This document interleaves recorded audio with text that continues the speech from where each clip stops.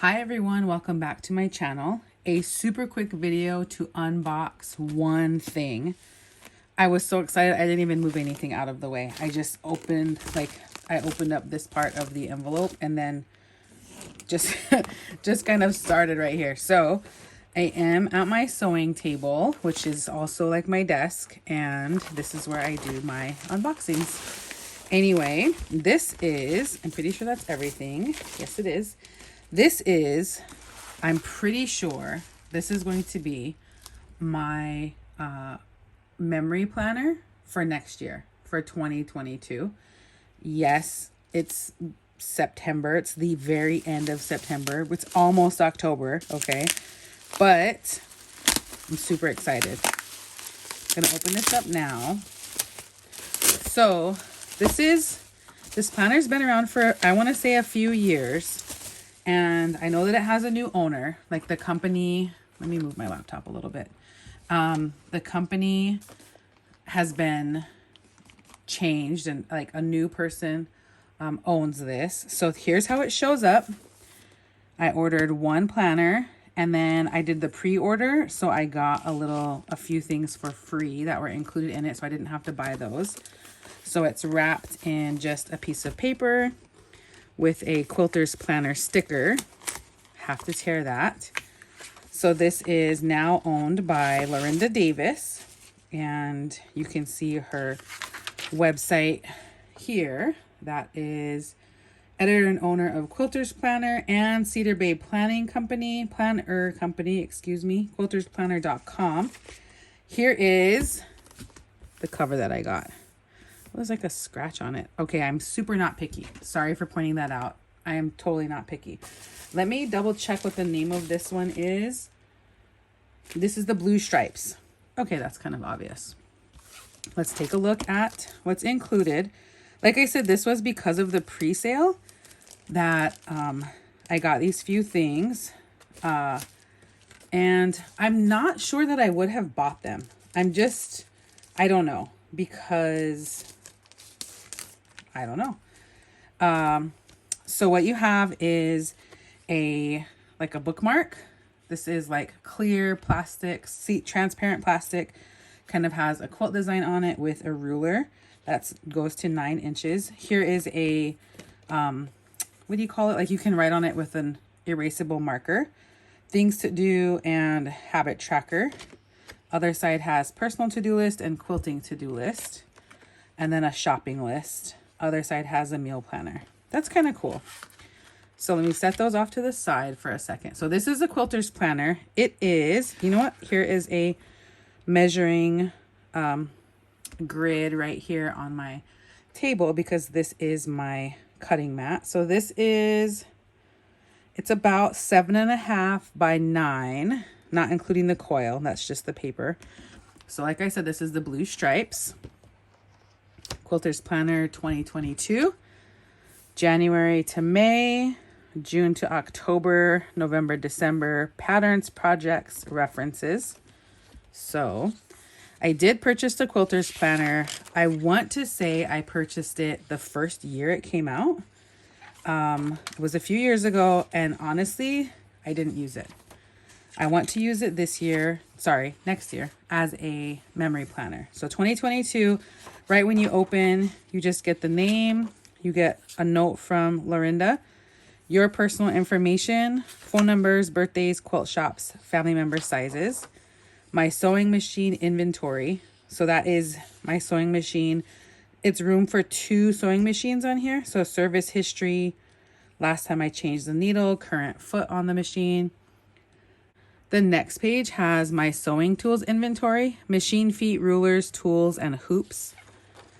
Important dates in 2022, important dates in 2023. Vision board, a place to visualize your dreams for 2022. Yearly goal planning. So this gives you room for, you could of course put multiple goals in here, but there are 3 large boxes and then steps to achieve the goal. Turn the page, it is related to, so this is January. So here at the top, January goal planning and steps I want to take to achieve it, dates, who to connect with, what worked for you last month, etc. So then the different thing about the Quilter's Planner is that quilts and quilt designs and quilt patterns are included in the planner. Let me take a look real quick at where, maybe it's going to be in the references, where the patterns are. Oh, I thought the patterns were here. Oh yeah, they are. I just read the patterns thing. Okay, sorry. Totally my mistake. So January, this is a checkerboard sampler. It's by Cheryl Brinky of Meadow Mist Designs. So it has a photo, and then when you turn the page, you get your monthly spread. This is a Monday start. I got to pick that. I did get to pick the Monday start and the cover. I don't think that there were any other choices I got to select. So on the side, you have monthly goals, personal projects, quilting projects. And then it actually has, looks like federal holidays as well as quilting information. This says Road to California, Ontario, Canada. So that's interesting. It also has Belly Laugh Day. I wonder how many holidays they've included. And then you get right into the weeks. Actually, I also got to pick this. I got to pick the, you picked horizontal or vertical, or you picked the monthly spread with just graph paper. I already have a bullet journal. I intend to use this for memory planning. So I picked the horizontal. I also liked that this is all the same color. Like this is all white. Both sides of the page are white pieces of paper. In the vertical, the Monday would be white, and then Tuesday would have a gray background, and then Wednesday, and it would alternate like that. I didn't like that. I didn't want it to be that way. So I picked the horizontal. Plus it made my weekends be the same size, although the weekends are the same size in the vertical as well. Then you have a quilting tip and a larger space at the bottom for weekly goals. Plenty of space for like washi tape at the top, stickers. Yeah, this looks good. Looks like a different quilting tip each week. Oh, I wonder if it's from the same designer each time. It's not. And then we get to February. And again, you have a goal planning page and then a quilting page. And it's the same thing throughout with the two page month spread. So yeah, okay. Interesting way to do holidays and stuff. So Chinese New Year, Groundhog Day, Lincoln's birthday, Valentine's Day, QuiltCon, President's Day, AQS Quilt Week, Mid-Atlantic Quilt Festival. So hopefully nobody changes their dates. Let's see. Okay, so then weeks. Each one looks the same. Again, the preceding month. So March goal planning, and then the March cover sheet is here. I kind of wish that the March goal planning were maybe inside of the March section, like maybe here, and then I don't know what you could have on that side though. Something. Anyway, let's take a look at all of the quilts. They are so beautiful. Oh, here's a bobbin, or sorry, a thread. Another quilt. That looks really cool too. A thread. Someone did a lot of hand quilting on that one. These are really nice. Oh, here's some fabric. Nice pictures. Really, really pretty pictures. And then you get into the patterns, and I won't show that because those are proprietary to the Quilter's planner.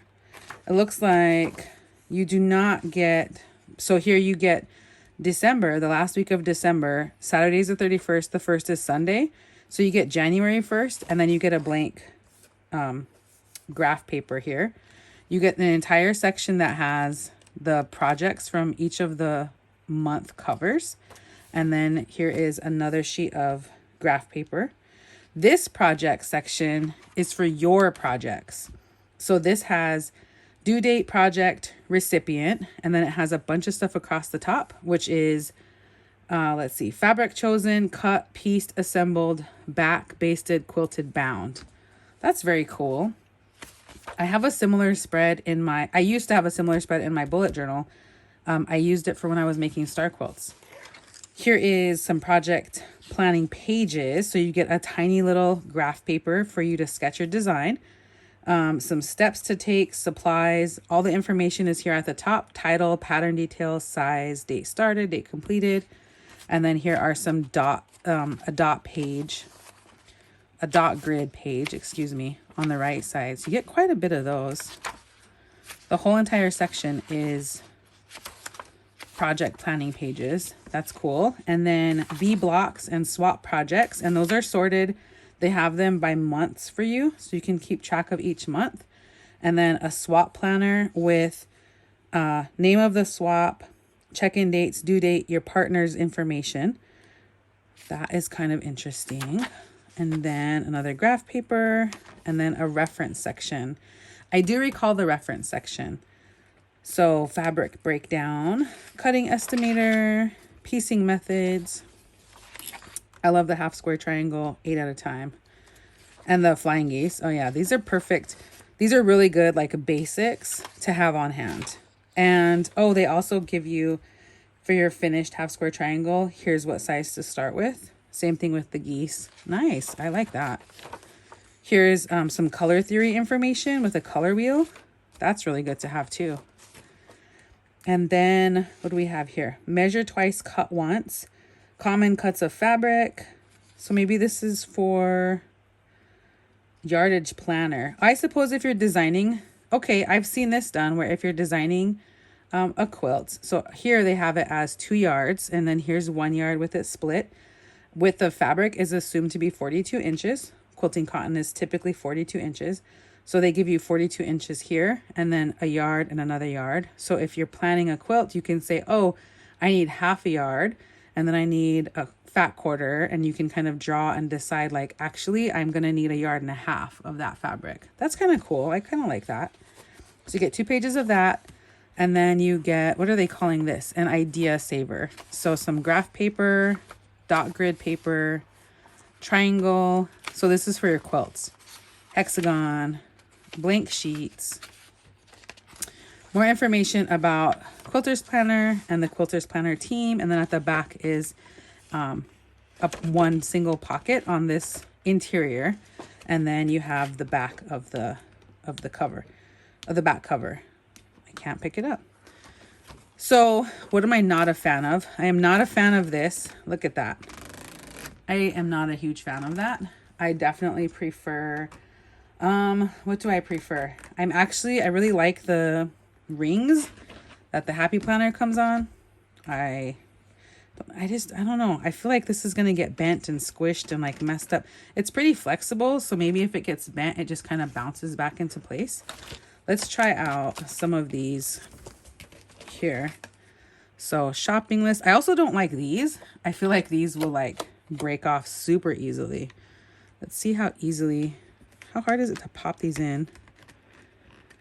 Kind of have to squish them. They stay pretty good, and it sticks up from the top if you put it that far up, I suppose. I wonder if you're supposed to put it like even with the page. Is that even? Okay, right there is even. So if you put it even with the page, it's just in your planner. It definitely takes a second to like get all of them in. It stays pretty well, moves pretty easily. That's nice. Let's try out the other ones. Things to do. I suppose you could move it up like 1 and get like a little bit of a tab at the top to be able to go right straight to it. I kind of like that idea.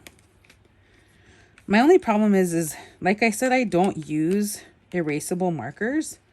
So I would have to like on purpose, I don't even know where an erasable marker is in my house.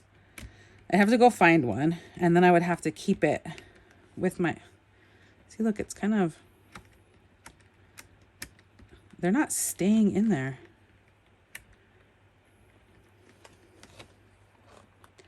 I'd have to go find a marker, and I have to keep it with my notebook, or keep it on me. So if you put a ring up, you get like a little top tab. And then this one is a little bit of a top tab without having to move it up. It's flush with the bottom. Oh, here, sorry about that. Let me move that up a little. This one is flush with the bottom, and then it has just like maybe 1/8 of an inch poking off the top. So I suppose if you want more, you could move it, and then that gives you quite a bit. That's about 1/2 inch, more than 1/2 inch. So let's see if that one is difficult too. Yeah, I don't know how you can, if there's like a more efficient way. I mean, this is not taking forever, obviously. It does not take that long. This one, it moves pretty easily. They come out pretty easily. I do feel like if you take them in and out constantly, that could be a thing where those little edge parts break off. Maybe not on this plastic one, but on these two like laminated paper ones. I don't know, we'll see. I don't know if I'm even going to use them. I will probably use this one just as like a page marker for wherever I'm at the time. So we'll see how that works out. But yes, I'm super happy to get this. Like I said, I did the pre-order. This is the blue stripes. Because of the pre-order, I did get the bookmarks for free. That was part of the pre-order special. And I'm definitely planning, I'll probably tear some of these pages out. I don't necessarily need to keep, like for me, I don't need my sewing tools, my personal information. I'm not even sure I want the front page. I could tear out all of these. Well, see, look, then that's the January goal planning. But of course, if I'm using this as a memory planner, do I need a goal planner? And I put a vision board in my bullet journal, which I plan to keep doing. So it's possible I could tear these out and put them somewhere else. So when you open my planner, you come right to January. I don't think I'll tear out any more of these other pages. I do like the patterns and the projects. The reference pages are really nice as well. Even if this is a memory planner, I can still use this for my projects and things like that. So that's kind of cool. Yeah, I'm really happy to be able to use this in that way. I will keep you posted, and check out the website. I will link them in the description. Be sure to like and subscribe. I have a lot more videos coming, and hopefully we even get to travel so you can see more of that on this channel. Have a great day.